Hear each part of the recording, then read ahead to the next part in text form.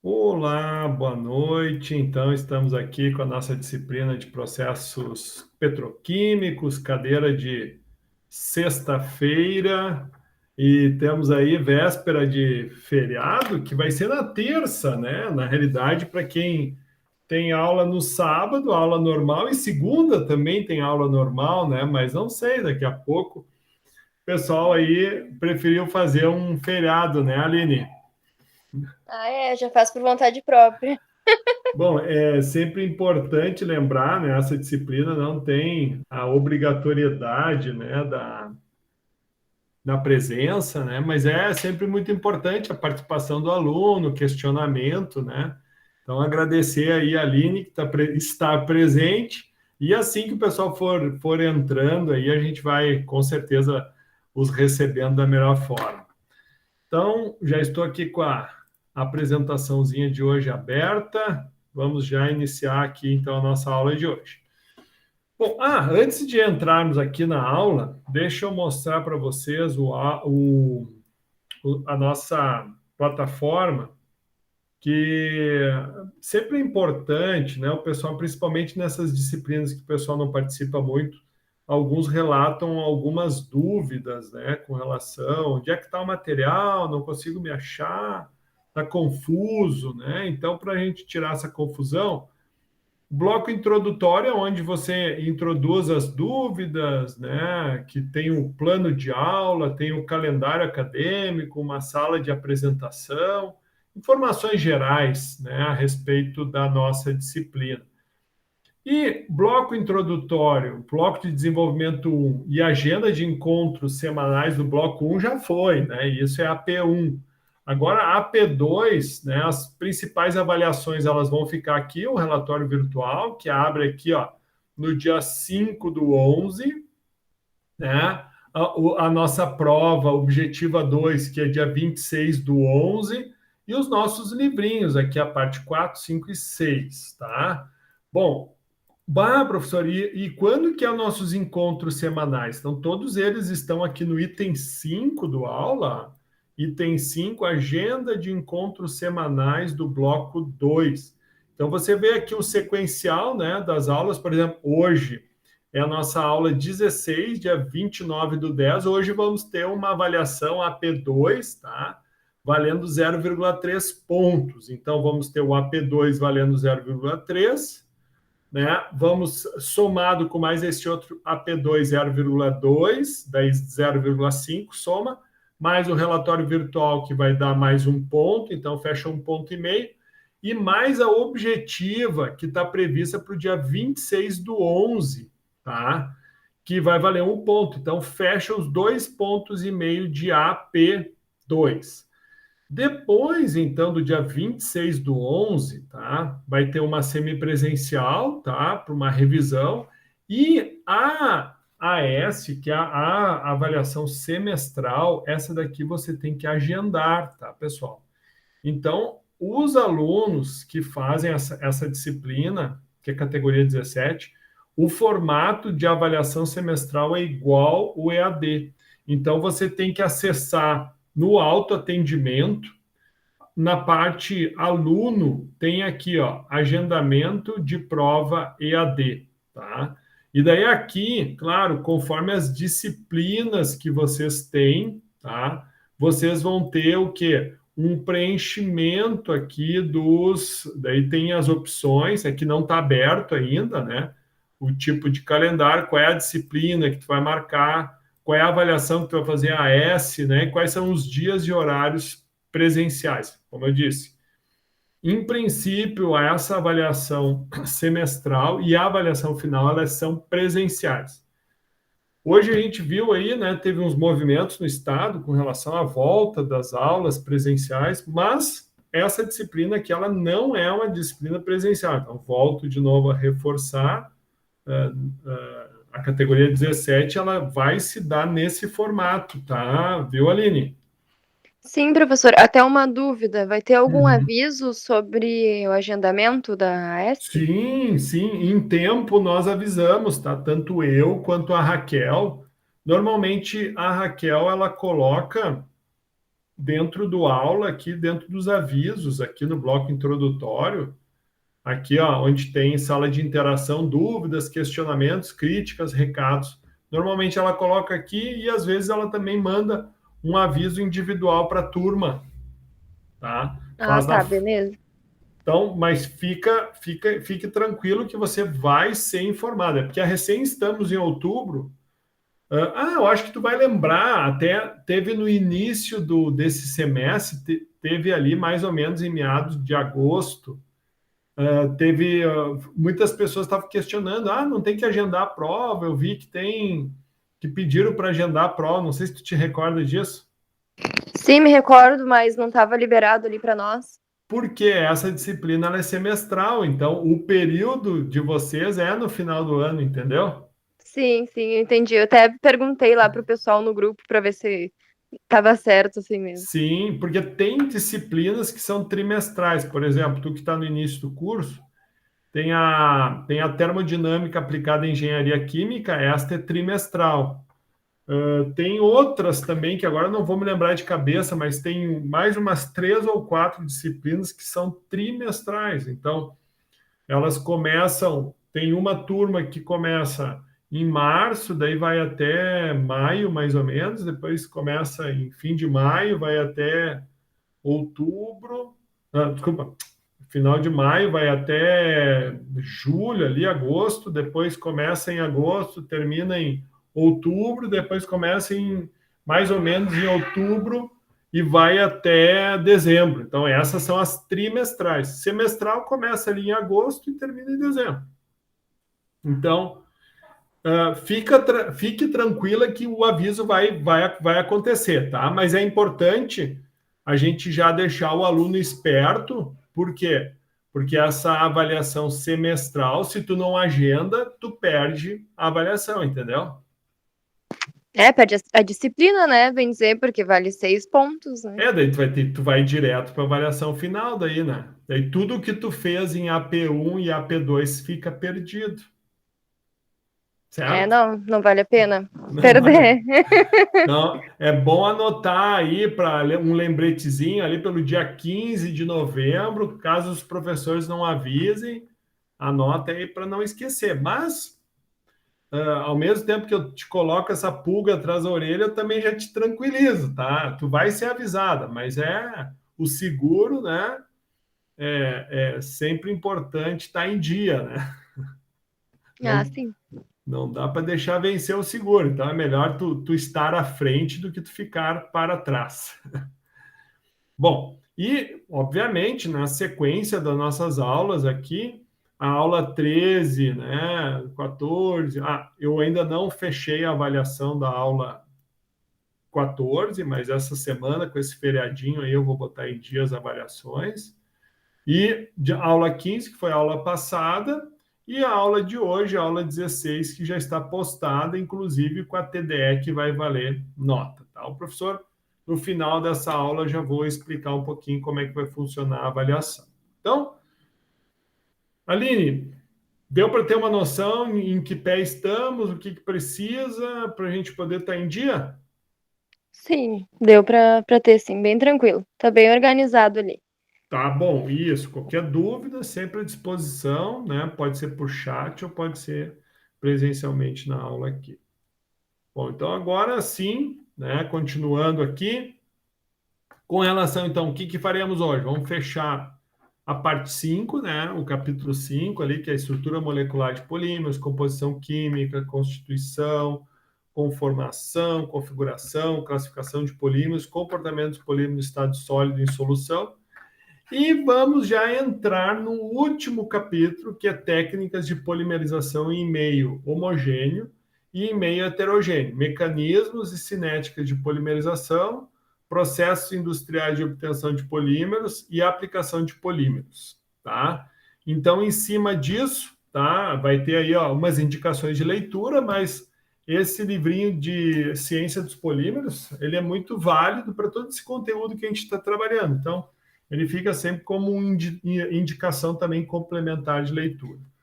Bom, primeiro parabenizar aí a Bruna, a Amanda e o Renan que fizeram, né, o TDE da aula 15. sempre, né, é importante a participação, né? Às vezes a gente sabe que é um pouquinho cansativo, né? A nossa rotina aí de trabalho é meio puxada. A gente sabe que os alunos, principalmente da UBRA, são tudo trabalhadores, né?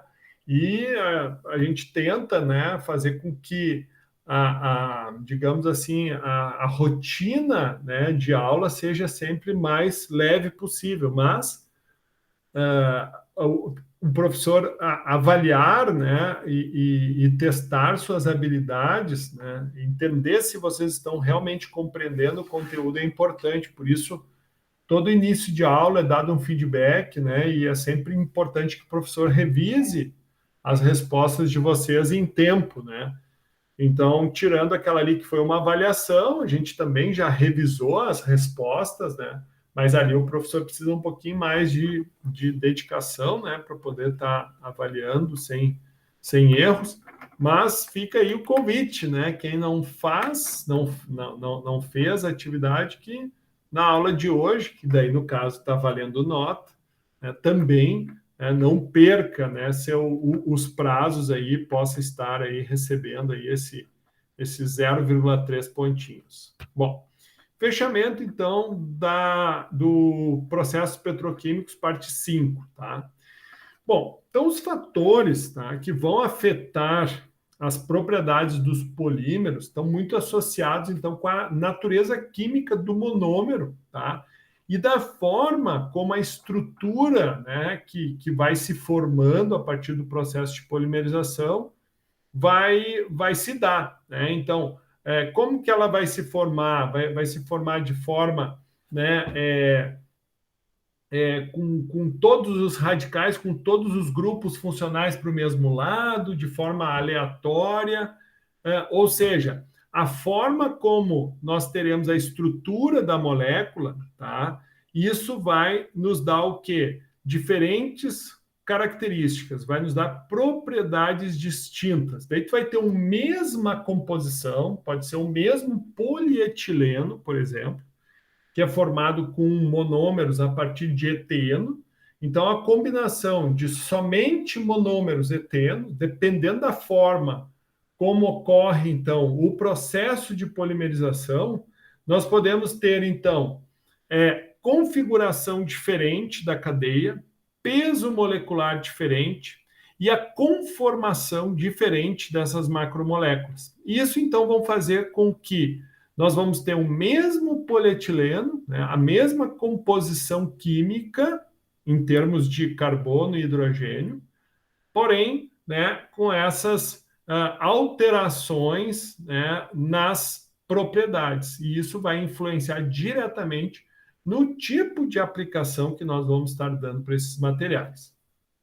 Então, por exemplo, né, sob o ponto de vista das micromoléculas, tá, elas apresentam propriedades que serão dependentes, então, da composição química. O que entende-se composição química? É a natureza e número de átomos que as compõem, da sua constituição, ou seja, é da maneira como os átomos estão ligados e se distribuem, a sua configuração, que é a estrutura espacial do composto formado, ou seja, como que essa macromolécula espacialmente ela vai estar formada, e a conformação, que é a forma assumida pelos átomos interligados, né?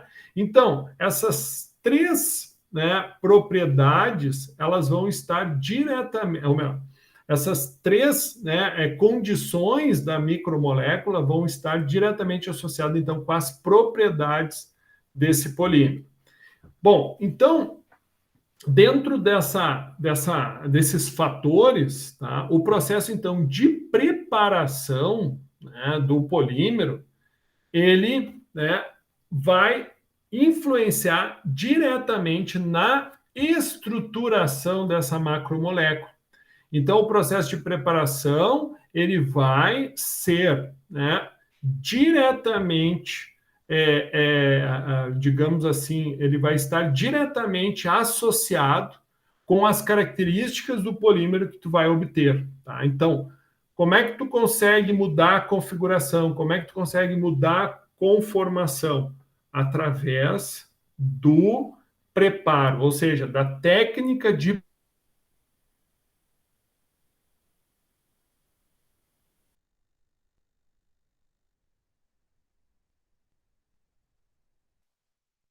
Tá mudo, professor.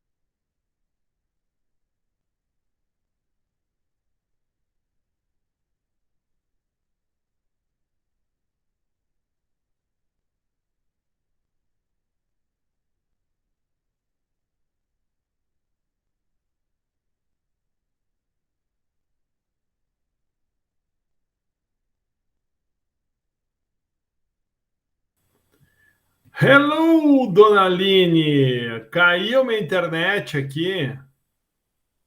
Bah, achei que ia ficar sozinha. Me escuta em que parte que eu parei? Ai, prof.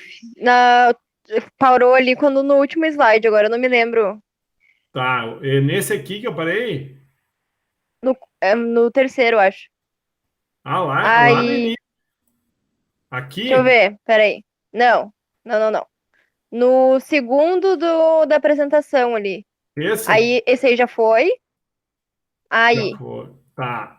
Bom, então o que eu estava dizendo, desculpa, tá? Deu uma queda aqui. Tu Não, sabe que eu me capaz. dei conta que tinha caído porque eu comecei a te perguntar, te fazer pergunta. E ficou mudo. E daí eu disse, bah, a Aline tá fugindo das respostas, né? Daí eu vou olhar, não, eu tinha caído. Não, eu tava te perguntando, prof, tá mudo aí? E nada. Tá bom, não, mas vamos Não, lá mas então. tranquilo, vamos lá. Então, o que que acontece? Então, o mecanismo de reação, né, ou seja, a forma com que tu vai, o catalisador que tu vai usar, as condições de reação, maior pressão, menor pressão, né, insolução, diferentes, ou seja, as condições reacionais que vão, então, determinar como que vai ocorrer esse crescimento da macromolécula, tá? Então, eu estava dizendo o seguinte, ó, que durante, né, então, o processo, a reação de polimerização, lembrando, o que que é a reação de polimerização? É quando os monômeros, que são as menores partes do polímero, começam a uma reagir com a outra, né? E daí, quando o monômero ele começa um a se encontrar com o outro, dependendo da forma como ele vai se encontrando, a estrutura da molécula ela pode ficar linear, ela pode ficar curva, ela pode ficar ramificada, e isso, então, se caracteriza como a constituição, como vai se dar, e a configuração é a forma como esses átomos vão se juntando, né? Claro que quando a gente tem, tipo, um polietileno, que é tudo igual, né? Tudo carbono, CH2, CH2, CH, é tudo da mesma. Então, a configuração é mais difícil de tu alterar ela, né? A não ser por meio de alguma ramificação. Mas é do processo de polimerização que vai surgir essas predominâncias nos tipos de constituição e configuração e também, né, do maior ou menor grau de polimerização. Daí eu estava te fazendo a seguinte pergunta, né? Se eu tiver um maior grau de polimerização, eu vou ter um polímero com maior ou menor peso molecular?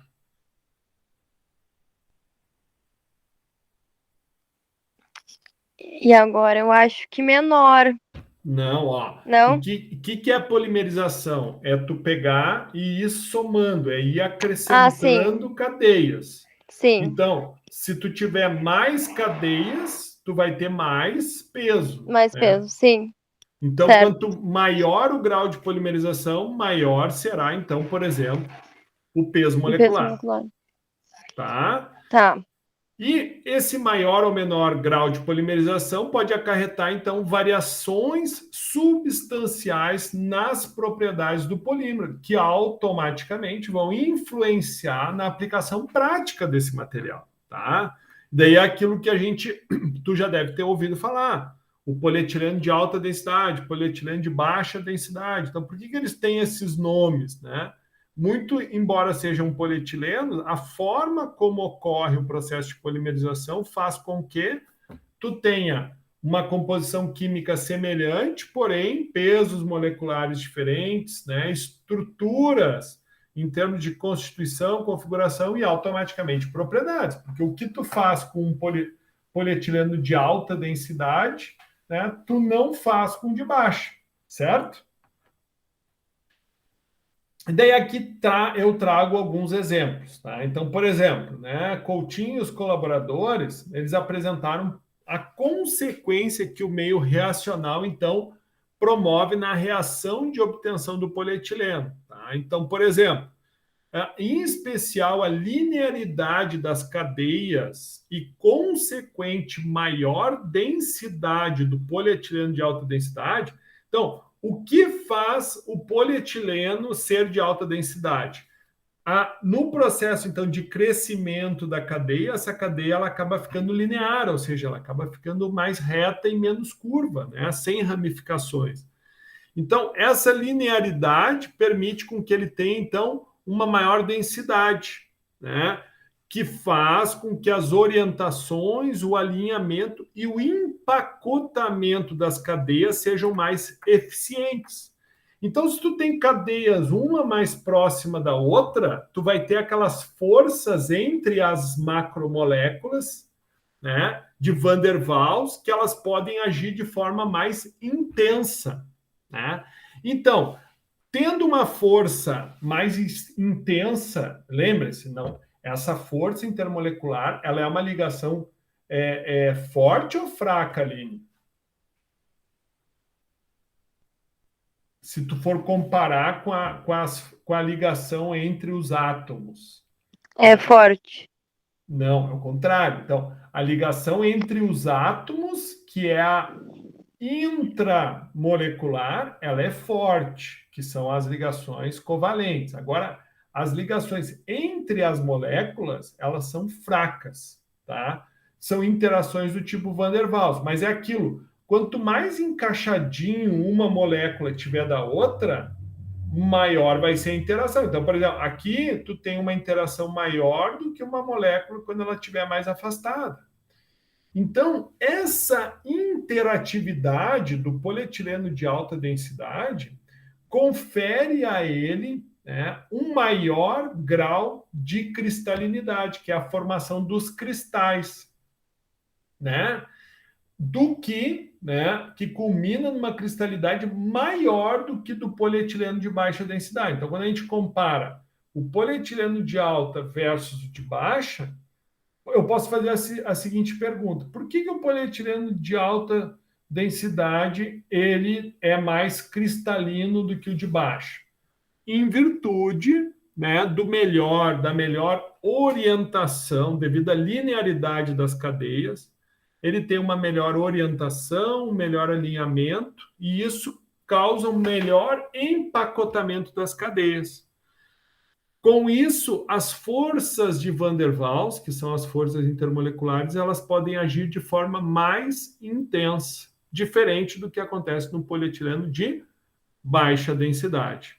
Então, a maior cristalinidade, né, vai fazer então com que a fusão, né, desse polímero de alta densidade seja em temperaturas mais altas. Então, o processo de a processabilidade, a máquina, a extrusora, a injetora que tu vai utilizar, que são os equipamentos.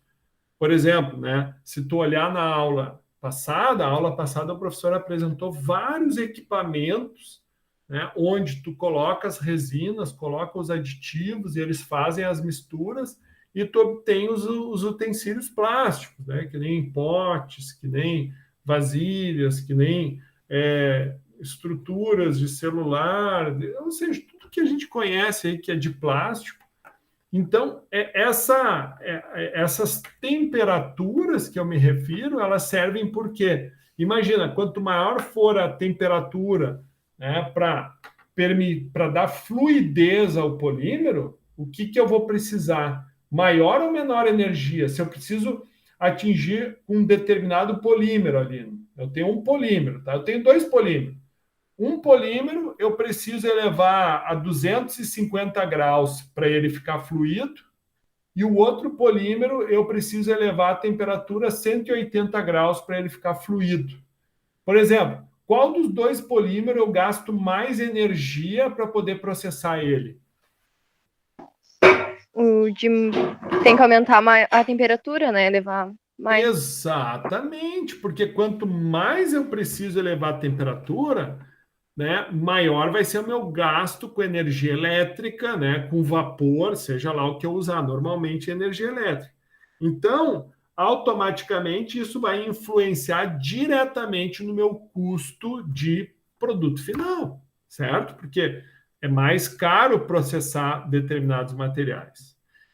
E daí aquele diz, né, nesse mesmo material, né, ainda nesse mesmo artigo, afirma-se que devido à cristalinidade e à diferença do índice de refração entre as fases amorfa e cristalina, filmes de polietileno de alta densidade obtidos via catalisadores Ziegler-Natta ou Philips, finos são translúcidos, menos transparentes do que o polietileno de baixa densidade, obtido via radicais livres, que é menos cristalino. Então, um polietileno de alta densidade ele vai ser mais opaco do que um polietileno de baixa densidade, que ele vai ser mais translúcido, né? Vai ser mais transparente os filmes obtidos, então, com polietileno de baixa densidade.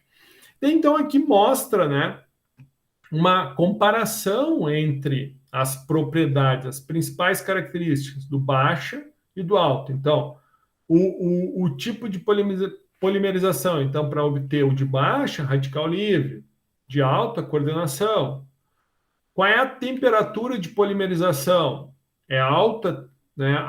Desculpa, não é a temperatura, a pressão de polimerização. Então, é alta, entre 1.000 e 3.000, né, atmosferas, enquanto de alta densidade é de 1 a 30 atmosferas. Qual é a temperatura que ocorre a reação? Ela é alta, é de 100 até 300 graus centígrados, enquanto o de alta densidade a temperatura é baixa. Qual é o tipo de cadeia que nós vamos ter aqui no de baixa densidade? Ó? São cadeias extremamente ramificadas. No entanto, o de alta densidade é uma cadeia linear.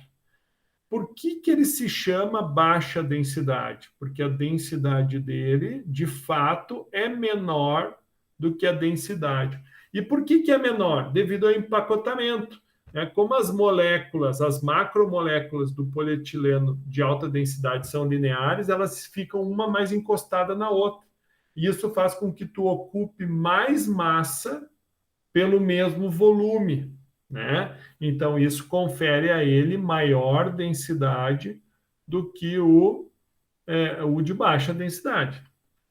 Com relação à cristalinidade, o polietileno de alta densidade pode ser até 95%, né, cristalino.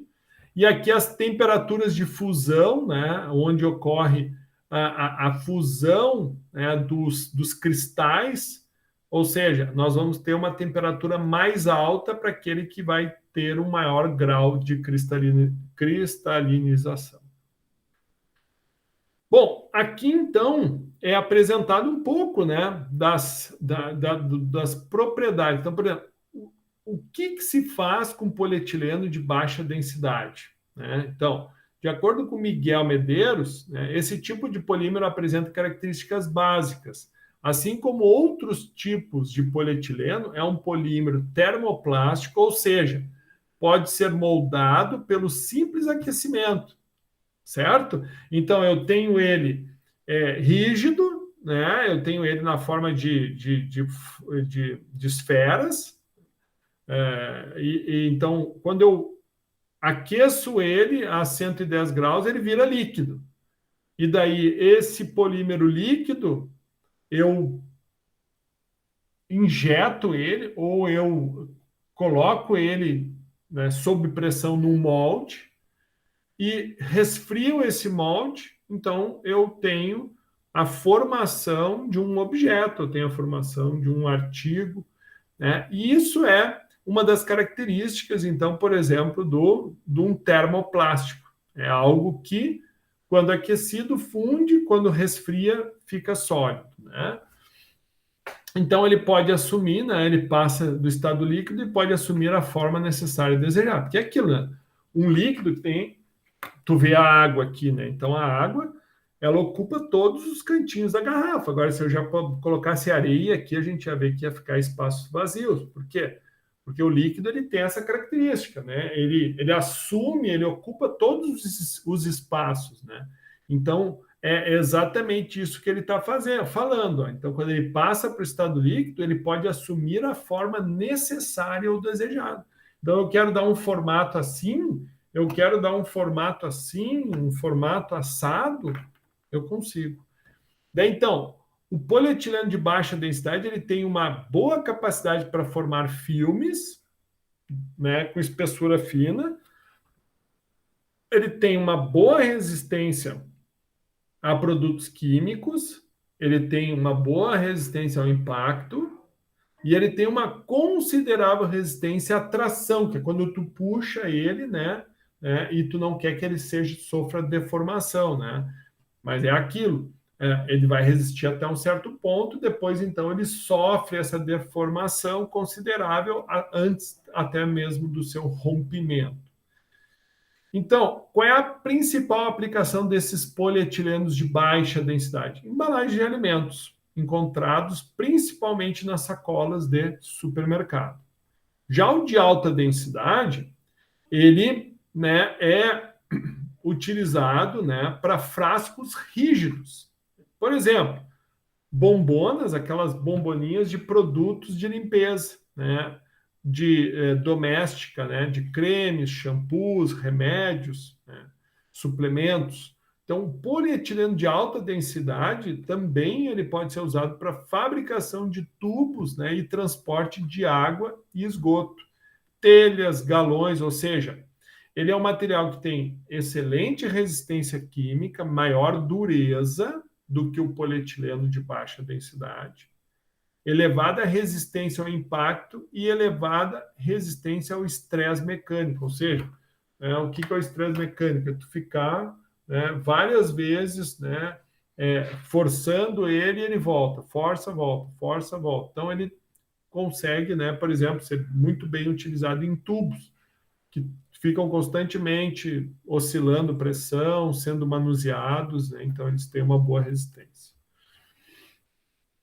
Aqui, nessa segunda tabela, ele está mostrando o seguinte, ó, que mesmo tu tendo, tá, polímeros caracterizados como de alta densidade, como a gente tem aqui o polietileno de alta densidade linear, ele também vai ser diferente, tá? Quando tu tiver o mesmo polietileno de alta densidade, porém obtido com catalisadores, né, Ziegler, e tendo poucas ramificações. Veja, aqui tu vai ter uma ramificação a cada 1000. Aqui tu vai ter 3 ramificações a cada 1000 carbonos. Enquanto, no caso do polietileno de baixa densidade, que ele é altamente ramificado, tu chega a ter até 20 ramificações para cada 1000 carbonos. Então, tu alinha os carbonos, né? 1, 2, 3, 4, 5, 6, conta até 1000. Então, nessa cadeia de 1000 carbonos, no caso do linear, ele vai ter aproximadamente uma ramificação nesse percurso. O pouco, ele vai ter até 3. Agora, o que for muito ramificado, né, ele vai ter até 20. Né? Mas é pouquíssimo, né? 20 em 1000. Mas veja como altera a densidade, como altera a fluidez, como altera a pressão necessária para o escoamento. Né? Então, é aquilo, ó. Quanto mais pressão eu coloco, mais energia eu gasto. Consequentemente, mais, né, diferente é a processabilidade dele. Deformação do ponto de escoamento, resistência à tração, alongamento, módulo de elástico e resistência ao impacto. Então, veja, muito interessante. Né? E veja aqui, ó, esse grau elevado de ramificação faz com que, por exemplo, um polietileno de baixa densidade ele não quebra.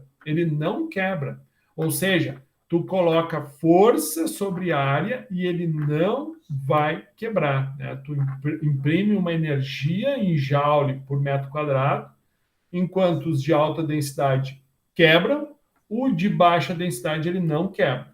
Então, as propriedades elétricas, né, vão ser pouco afetadas, né, pela densidade ou pelo peso molecular do polietileno, eu estou falando. Tá?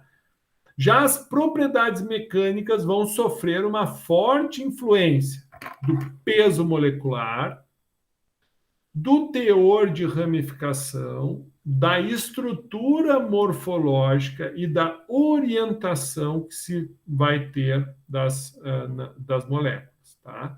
Então, o peso molecular tem influência sobre as propriedades do polietileno, principalmente devido ao seu efeito na cinética de cristalização, cristalinidade final e ao caráter morfológico da amostra.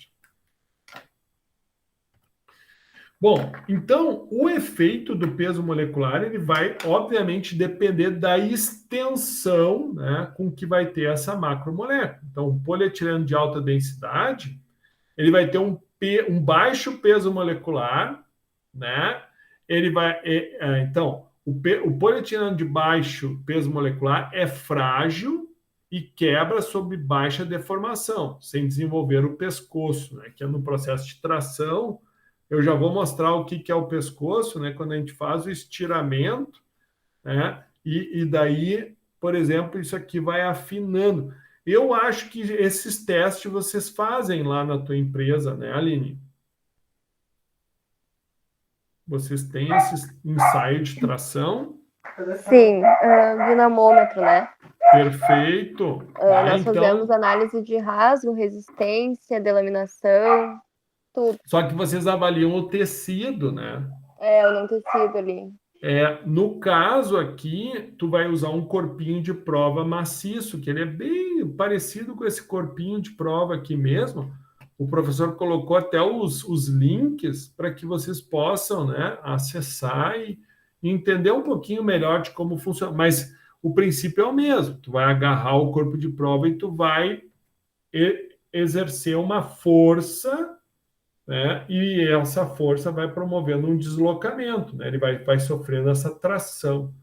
E daí a forma como isso vai se processando, vai sendo medido da mesma forma que tu faz as tuas medidas lá, né? Então, por exemplo, esse polietileno de alta densidade, baixo peso molecular, ele é frágil e quebra sobre baixas deformações, sem desenvolver um pescoço, ou neck, no ensaio de tração. Na faixa de peso entre 800 mil e 1.200.000, típica para o polietileno de alta densidade comercial, sempre ocorre formação de pescoço. Então, por exemplo, isso vai te ajudar a tu fazer por exemplo, um teste. Tu comprou polietileno de alta densidade, então vamos processar ele, prepara o corpo de prova. Ele está apresentando baixa deformação. Então, o que tem? Então, ele é um polietileno de alta densidade, porém, o peso molecular dele está baixo, né? Ou seja, ele está com uma especificação diferente. Por quê? Porque o polietileno, então, dito como comercial, dentro dessa faixa de peso molecular, ele sempre vai formar pescoço.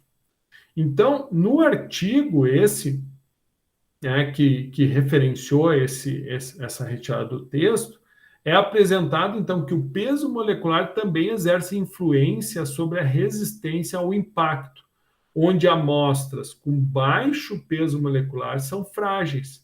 Porém, com o aumento do peso, a resistência ao impacto aumenta e é bastante alta para o polietileno com peso molecular que varia entre 500 mil e 5 milhões, né? Então, vejam que interessante. Então, aquela fragilidade ao impacto vai se dar principalmente para aqueles polietilenos de alta densidade que tiverem peso molecular baixo. Caso contrário, eles vão ter uma maior resistência.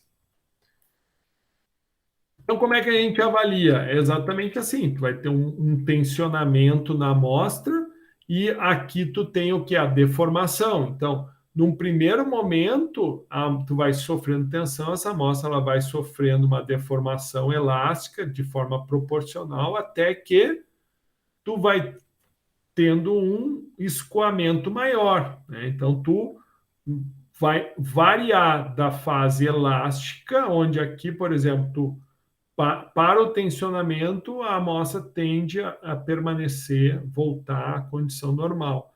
Então, aqui tu já começa a promover a deformação dela. Então, ocorre o escoamento das moléculas, né, e a gente entra, então, numa fase plástica, onde vai ter uma subida na tensão, né, uma manutenção dessa tensão, mas uma grande deformação depois. Essa deformação ela continua ocorrendo, porém com uma tensão, né, também aumentando, até que a tensão começa a reduzir. Por quê? Porque tu vai escoando esse corpo de prova e aquele teu canal de filme ele vai ficando cada vez mais fino, né?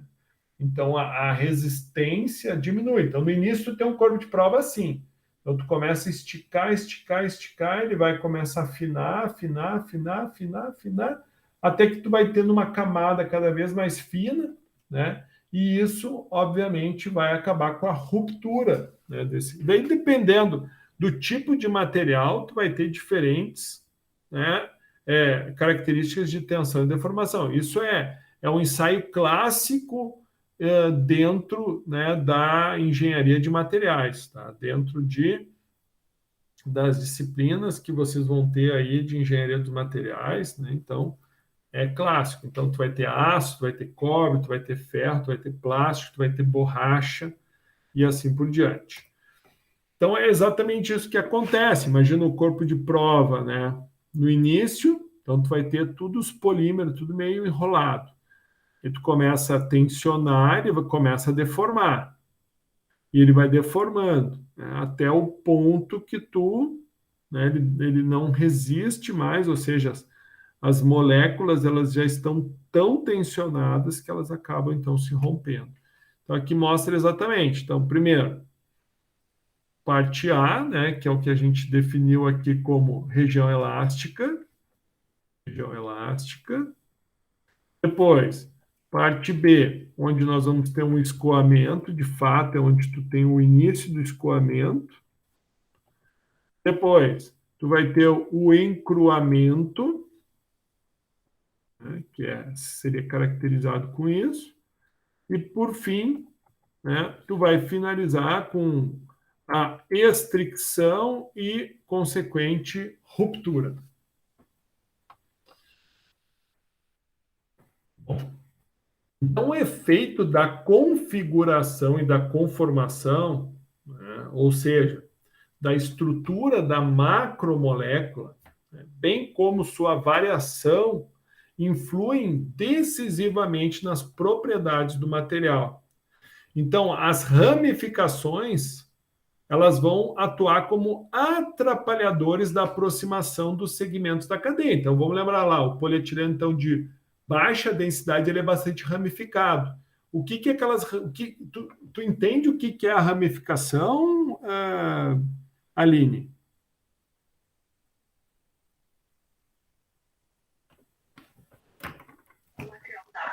Oi, professor. Tu entende o que que é a ramificação? Teoricamente, não sei se eu sei te explicar, mas eu entendi ali que são várias cadeias, né? Mais ou A menos. ramificação eu vou te mostrar aqui, tá?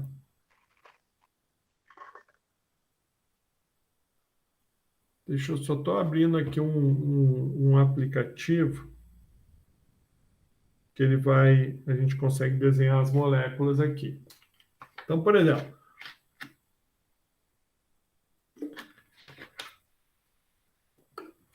o polietileno, tá? O polietileno, por exemplo, ele é formado por carbono,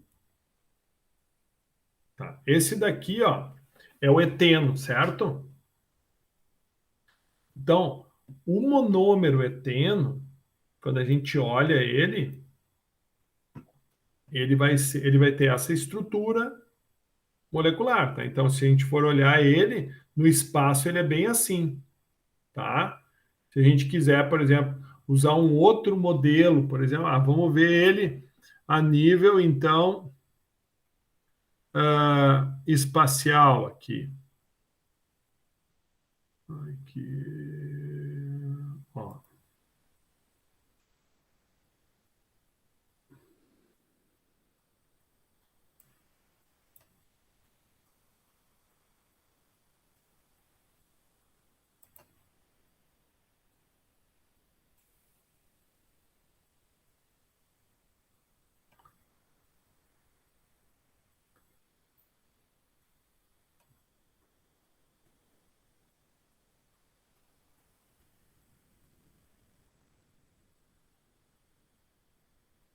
Ó, a gente vai fazer uma análise dele no espaço, tá? Para a gente ter uma noção dele. Então, o polietileno, ele seria isso aqui, tá? Então, tem vários formatos dele. Eu gosto mais desse aqui, tá? Então, nós vamos ter aí os... Certo?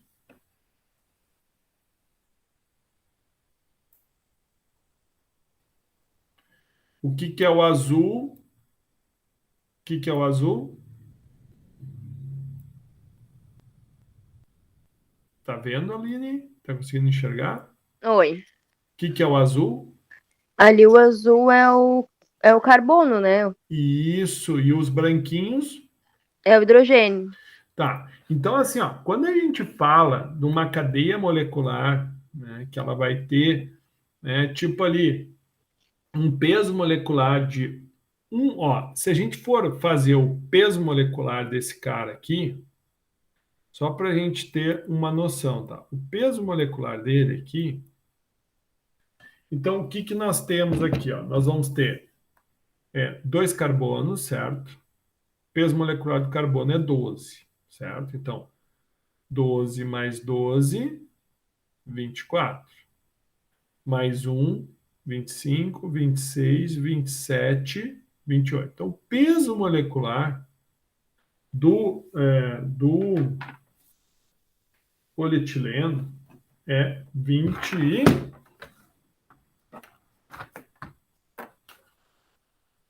20 28, certo? Te incomodando hoje, Aline. Certo. Não... É que eu tô assistindo a aula e jantando. Perdão. Ah, entendi. Por Puxa isso que eu vida, tô mais tá. calada. Desculpa de atrapalhar aí. Não, eu que tô Então atrapalhando. tá. Então é 28 peso molecular. Então tu imagina que nem ali, ó, um peso molecular de 1.200.000, que foi o que o exercício que a gente estava trabalhando aqui, ó. Certo? Ó, imagina um peso molecular aqui, ó, de 1.200.000, tá bom? Então tu pega aqui, ó, 1.200.000 e divide por 28. Então tu vai ter um total de 42.857 moléculas. Então, minha amiga, o que eu quero te dizer, tá? Que eu vou fazer uma molécula dessa, só para te ter uma noção. Eu vou, obviamente que eu não vou fazer com todo esse peso molecular, mas ó, tu vai ter opa, aqui ó, vai ter então 1, 2, 3, 4, 5, 6. Opa, aqui deu uma ramificação, ó, tá vendo? Ó? Opa, 7, 8, 9, 10, 11, 12, 13, 14, 15, 16, 17, 19, 20, 21, 22, 23, opa, 23, 24, 25, 26, 27, 28, 29, 30, 31, 32, 33, 34, 35, 36, 37, 38, 39, 40. Tá, vou fazer 40. Tá? Então tá tudo meio bagunçado. Daí para organizar isso aqui, para ficar bonitinho, ó, eu vou selecionar eles aqui.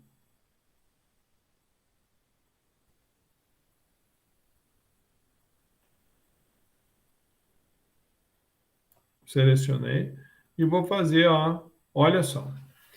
Então, tu tá percebendo como é que ficou essa molécula aqui? Tu tá Bem vendo? ramificada. Não, aí que tá, ela não tá nem um pouco ramificada. Isso daqui é ó, que foi o que nós apresentamos lá no início, ó. Aqui, ó.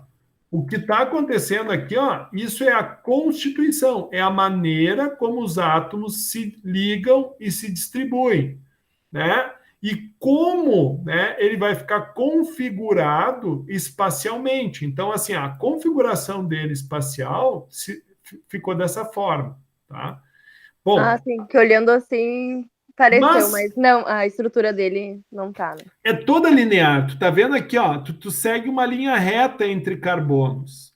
Agora, quando eu faço ramificações, eu faço isso aqui, por exemplo, ó. Aqui eu tenho uma ramificação, aqui eu vou ter outra ramificação, aqui eu vou ter outra ramificação. Obviamente que para ter essas ramificações ele perde o hidrogênio, ó, tá vendo? Ó, certo? Agora, o que acontece, ó? Deixa eu fazer uma coisinha aqui, só para te perceber. Puxa, caramba. Só para te perceber o que eu estou falando. Então, deixa eu tirar essa molécula daqui. Caramba, meu.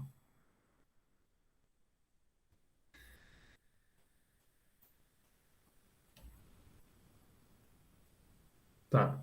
Agora eu vou selecionar essa molécula aqui e nós vamos ver ela 3D. Olha só como é que ela ficou.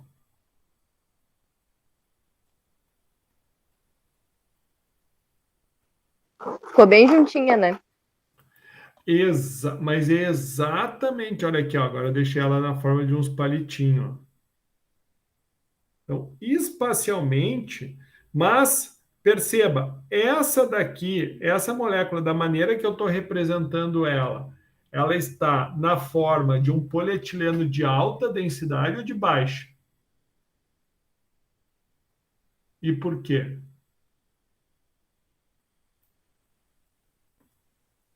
Qual é a característica do polietileno de alta densidade? Ele vai ter ramificações na cadeia ou não?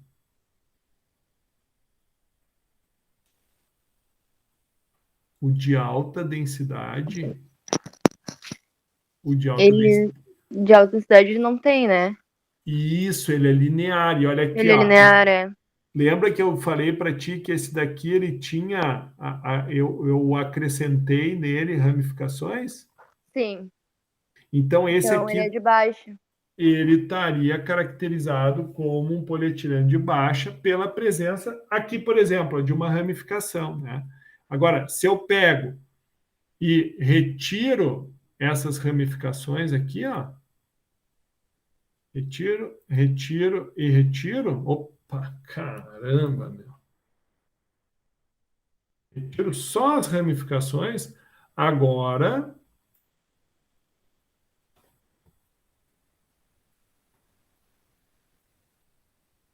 oh, meu, agora,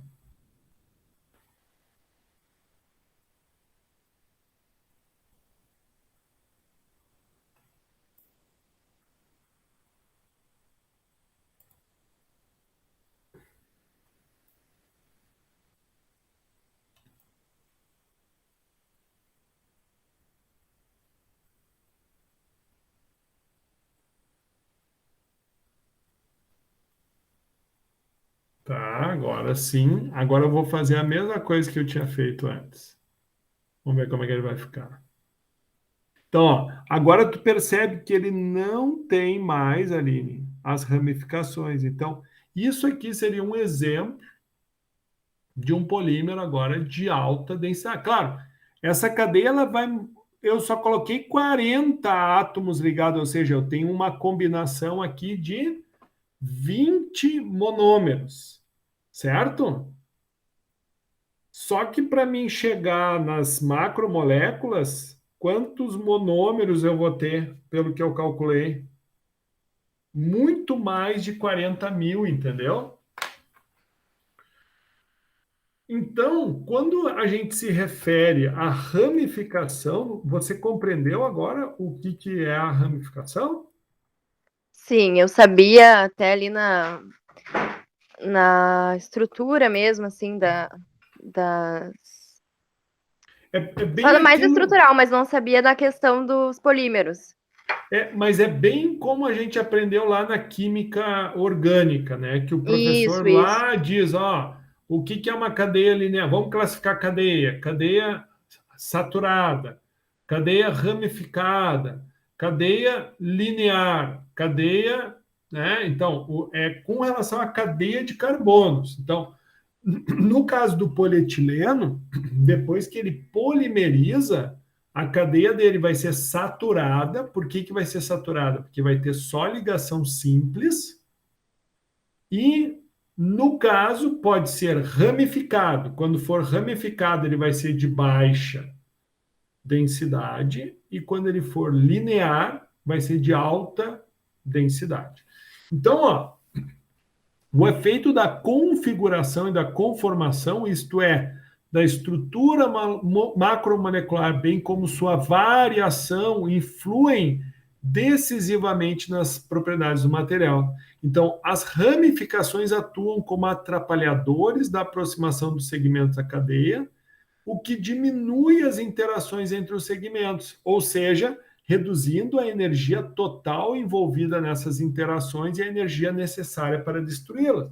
Ou seja, se as moléculas ficam menos próximas uma das outras, o que acontece? Quais as forças que vão ser reduzidas?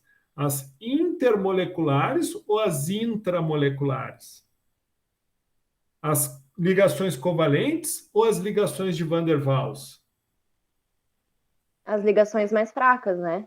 Que são as de Van der Van Waals, der ou Waals. seja, intramoleculares. Então, se a Isso. gente faz com que as moléculas não fiquem muito próximas, tu reduz essa atração. Porém, as ramificações, e aí vem um porém, né? O que então a ramificação promove?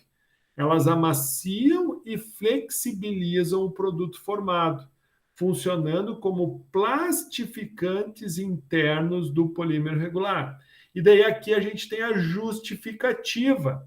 Por que o polietileno de alta densidade ele é mais rígido, ele é mais duro? Porque ele não tem as ramificações. Então, por que o polietileno de baixa densidade é utilizado para sacolas, para filmes plásticos? Porque essas ramificações dão essa plasticidade, dão essa flexibilidade. Funcionando, um plastificante é algo que torna flexível. Vou te dar um exemplo. Tem aquelas calças que imitam couro, não tem? Tecido que imita couro. Tu Sim, usa? de vinil, né? Não, não uso, mas conheço. Exatamente. Sim, que tu também pode usar sobremesas, né? Que tu pode Isso. colocar toalha de mesa. Então, aquilo ali é PVC. O mesmo Olha aí. PVC que tu utiliza para fazer o cano rígido. O que faz, então, o PVC ficar flexível? O uso de plastificante, que seria o quê? Um produto que tu adiciona junto com a resina, tá? Então, esse termo plastificante significa isso, tornar flexível. No caso do polietileno, né, o que vai tornar ele flexível? A presença de ramificações. No caso, quem é mais ramificado? O de alta ou a de baixa densidade? O de baixa, certo? Certo. Então, quanto ao peso molecular, como a gente já viu lá, né, no título 5.1 desse capítulo, dependendo das condições do tipo de reação de polimerização, tá, onde as propriedades do polímero irão variar progressivamente com o peso molecular, tornando-se menos expressiva quando atingir ou exceder a ordem de uma grandeza de 100 mil. Então, com o aumento do peso molecular, o que nós vamos ter? Aumento da viscosidade. Né? Com o aumento da viscosidade, né, também a capacidade de formar filmes, ou seja, quanto maior o peso molecular, mais facilmente formam filmes.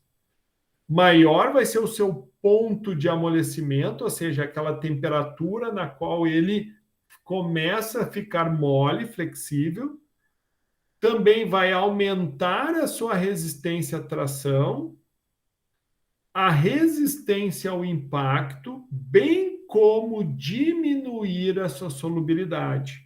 Então, um peso molecular maior significa maior viscosidade, maior capacidade de formar filme, maior temperatura para fusão do polímero, para que ele se torne termo flexível, né? Maior resistência à tração, ou seja, ele resiste mais à tensão e à deformação, e automaticamente ele vai resistir mais ao impacto e, por ter cadeias maiores, para te solubilizar ele, daí justifica por que o produto é resistente a produtos químicos, é resistente a solventes, né? Tem plásticos que são resistentes a solvente. Então, essa resistência também está associada com o peso molecular, certo? Então, ó, os polímeros, né, isso é importante que a gente compreenda, né, ele não vai ser uma substância pura, ou seja, não é todas as moléculas que vão ter o mesmo peso molecular, ou seja, nós vamos ter uma mistura de diferentes moléculas com diferentes tamanhos. Então, aqui a gente tem, por exemplo, um exemplo, né, de como se dá. Ó, aqui a distribuição do peso molecular. Então, um polietileno metalocênico, né, que é utilizado no processo né, o catalisador, né, sistema de catálise, né, metalocênica versus a catálise ziglenata, nós vamos ter o quê? Uma distribuição de pesos moleculares diferentes. Então, se tu olhar o que utiliza metalocênico, né, o catalisador metalocênico, tu vai ter uma uniformidade maior do tamanho das macromoléculas. Enquanto o que utiliza um processo ziglenata, tu vai ter, sim, moléculas muito grandes, porém macromoléculas menores. Mas, na média, né, vai ser muito parecido o peso molecular, na média. Mas a distribuição, aqui tu vai vendo que ela é mais, né, ela é mais desuniforme. Então, os polímeros em si, eles podem existir, né, no estado amorfo. Tá? O que é o estado amorfo? É um estado de desordem total. É onde essas moléculas elas vão estar todas elas desordenadas. Tá? Ou seja, elas vão estar umas sobre as outras sem um alinhamento, sem que ocorra uma sobreposição dessas macromoléculas. Já o estado cristalino já nos dá o quê? Uma ordenação, nos dá o quê? Um sequencial, um alinhamento. Então, essas duas características dos polímeros, tá? Então, eles vão poder ser amorfos ou cristalinos, ou semicristalinos, que é quando a gente vai tendo percentuais de cristalinidade, mas também vamos ter polímeros totalmente amorfos. Tá? Então, a cristalinidade vai ser o quê? Definida como grau de cristalinidade, que nada mais é, né, do que o arranjo ordenado e em repetição regular de estruturas atômicas ou moléculas no espaço. Então, esse grau de cristalinidade do polímero depende da estrutura da cadeia, do peso molecular, né, e até certo ponto do tratamento físico ao qual o polímero é submetido, como, por exemplo, o efeito de resfriamento. Então, dependendo, né, tu tendo um polímero favorável à cristalização, se no processo de resfriamento, né, tu consegue submeter ele a condições favoráveis, ele pode cristalinizar de forma, né, mais fácil. Bom, então este efeito, tá, esses polímeros, né, então semicristalinos, eles vão apresentar regiões que são chamadas de cristalitos, tá? Isso são sistemas regulares geométricos que ficam dispersos na fase amorfa.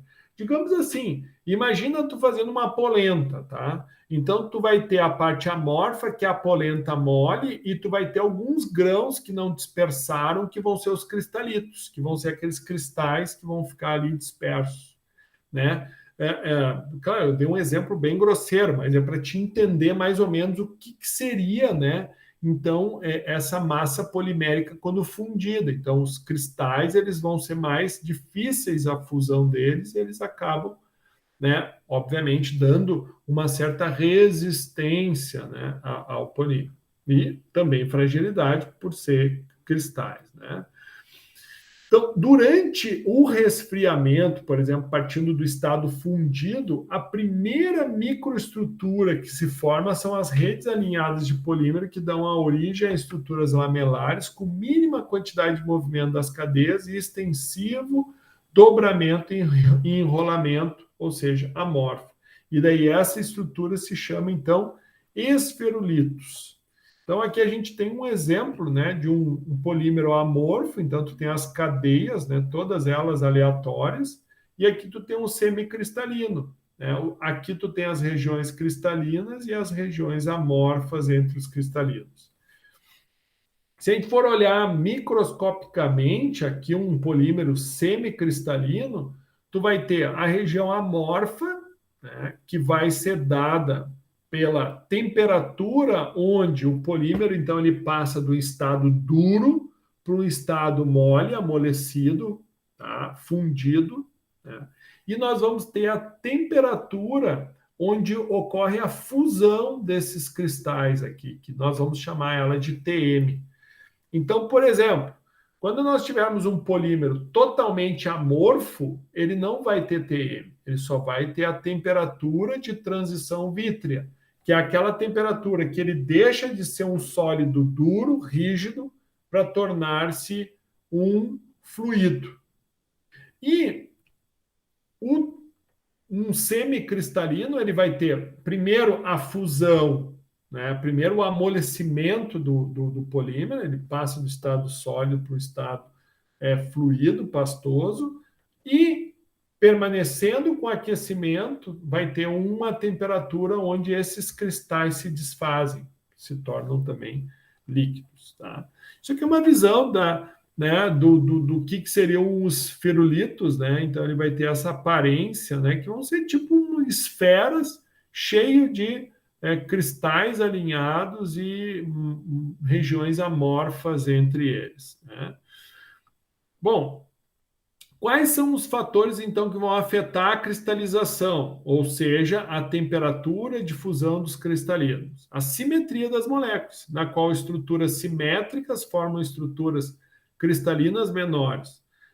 No entanto, cadeias irregulares com duplas ligações cis dificultam a estruturação ordenada. Por outro lado, a dupla ligação trans facilita a formação de estruturas ordenadas. Grupos, o cis e os trans, tu sabe, né? O cis é quando ambos as estruturas estão para o mesmo lado e o trans é quando estão de lados opostos, né? Então, a dupla ligação trans facilita, então, a formação de estruturas ordenadas. Então, se a gente pegar esse exemplo, aqui, ó, aqui tu teve a formação de uma estrutura cis. Trans, ó, aqui tu tem estruturas trans, ó. Então, o trans, por que é trans? Porque está para um lado aqui, está para o outro. Então, essa estrutura cis, ó, ela dificulta a aproximação de outra cadeia. No entanto, se tu tivesse tudo nessa configuração aqui de trans, tu conseguiria, por exemplo, chegar com outra molécula e encostar em cima dessa de uma forma mais facilitada, entendeu, Aline? Sim, Né? deu Agora, para visualizar. como é que tu vai fazer uma molécula entrar nesse buraco aqui? Vai ser mais difícil, né? Então, é com relação a essa fala que a gente consegue fundamentar. Então, as forças intermoleculares ajudam a manter a estrutura cristalina, né, e aumentar o TM, a massa molar ou o peso molecular. Quanto menor as cadeias, maior o número de terminações. Assim, há uma redução na TM com a redução da massa molar. E as ramificações diminuem a eficiência para cristalizar, ou seja, diminuem a cristalinidade e automaticamente, se for um polímero semicristalino, vai diminuir a TM. Bom, esse artigo o professor disponibilizou para vocês como material 1. É bem interessante a leitura, ele vai ajudar a compreender um pouquinho melhor. Ele tem também essas macromoléculas estruturadas, então convido vocês a fazerem a leitura, tá? Como complemento, sempre lembrando, tá, pessoal? O que cai nas provas é o conteúdo dos 6 livros, tá? Dos 6 capítulos. Isso que eu dou de texto complementar é para aprimorar o conhecimento de vocês, é para torná-los mais experts em cima do tema, né? Que é muito complexo. Eu aprendo, né, muito, todos os dias, porque cada vez que a gente repete, cada vez que a gente prepara a aula, a gente tem algo novo que a gente aprende, e é aquilo, né? É muito difícil a gente, né, ser expert em tudo. Então, por isso que eu sempre incentivo vocês ao máximo da leitura, trazendo materiais diferenciados para que vocês se tornem profissionais melhores. Então, ainda dentro dos fatores que afetam as propriedades do polímero, por exemplo, a técnica escolhida para o processo, então, de polimerização, também vai afetar, né? Então, finalizamos né, entendendo um pouco melhor da estrutura, enxergando que existe uma TM, existe uma TG, né? Obviamente que tem equipamentos que determinam essas temperaturas, no caso é o DSC, o exemplo desse equipamento, tá? Que nos ajudam a compreender como é que é a estrutura dessas macromoléculas, todas elas agrupadas dentro do que nós chamamos de polímero.